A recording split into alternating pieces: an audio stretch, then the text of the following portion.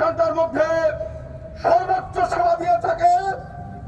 নেতা কর্মীদের সুখ দুঃখ জেনে অনুরোধ করে নেতৃবৃন্দ যখন আকবর ভুয়া মুক্তিযোদ্ধা এই আলাউদ্দিন তার ছেলে আপনারা দেখছেন কয়েকদিন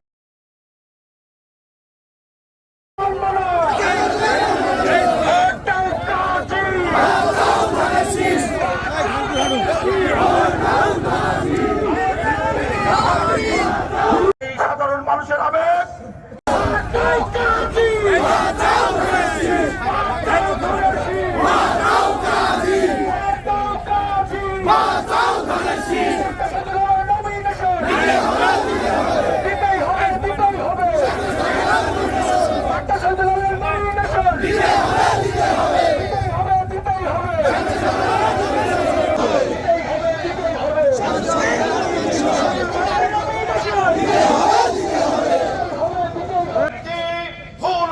কেন্দ্রকে আজকে অজনপ্রিয় জনবিচ্ছিন্ন এক ব্যক্তিকে মনোনয়ন দিয়েছেন। সাধারণ মানুষের আবেগ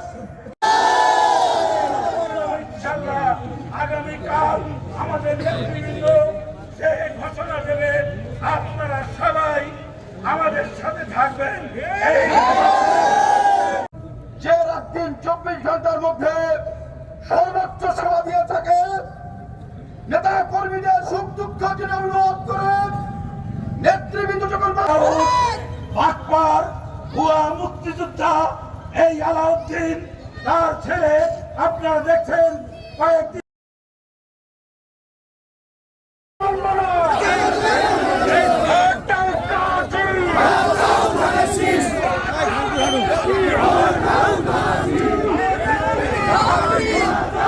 সাধারণ মানুষের আবেগ ডাক্তার শহীদুল আলম এই সাতক্ষীরা তীরে সর্বোচ্চ সর্বাধিক জনপ্রিয় নেতা।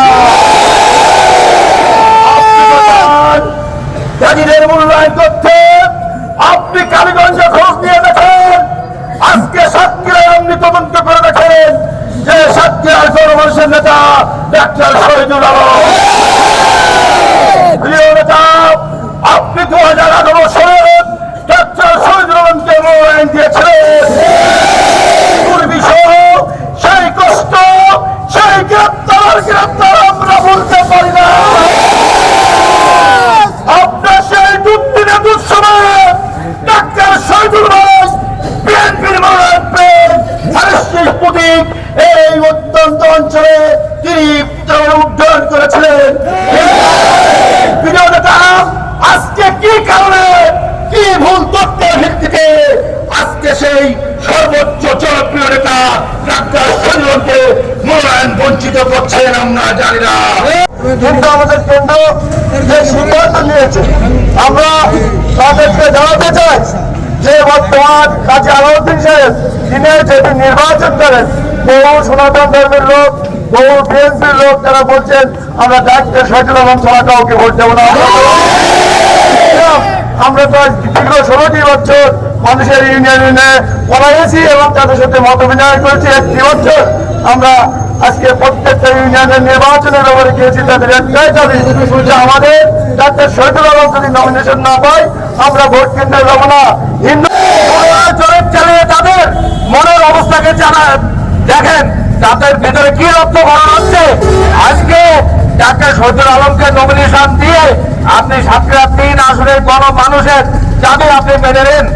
আমাদের কথা হলো যদি ডাক্তার শহীদুল আলম ভাই নমিনেশন না পাই আমাদের প্রাণের দাবি আমরা ডাক্তার শহীদুল আলম ভাইয়ের নমিনেশনের জন্য আমাদের যা যা করা উচিত সাধারণ মানুষ নিয়ে সাধারণ জনগণ নিয়ে আমরা সেটাই করবো ইনশাআল্লাহ।